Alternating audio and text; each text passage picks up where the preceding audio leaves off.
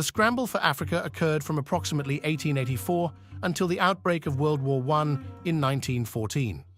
During these years, almost all of Africa came under the control of the major European powers, including Britain, France, Germany, Belgium, Italy, Portugal, and Spain.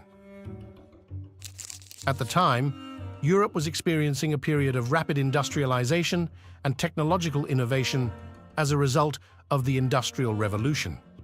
As well, with the rise of imperialism, European powers sought to expand their empires and secure valuable resources to fuel their economies. In fact, Africa was a continent rich in resources, from gold and diamonds to rubber and ivory. Competition was an important aspect of European politics and foreign policy at the time. For example, nationalism became a central motivating factor among the European nations in the 19th century and pushed them to expand their empires of control across the world. This sense of rivalry was so intense that it eventually resulted in the outbreak of World War I in 1914.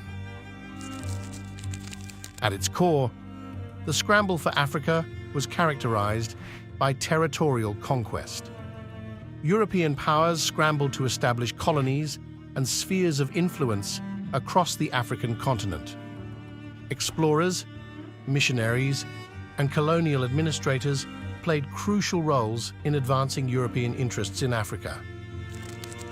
Furthermore, the European nations raced to build railroads, bridges, and other infrastructure across the vast African landscape to assist in colonization and resource development.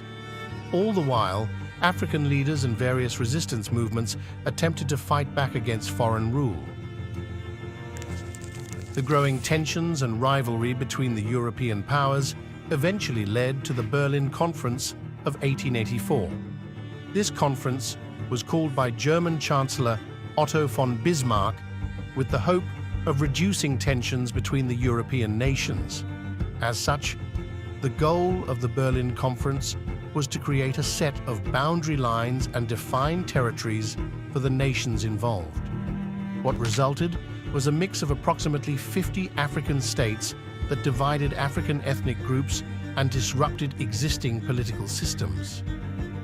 African societies were not consulted in this process and were forced to accept the new territories created by the European leaders.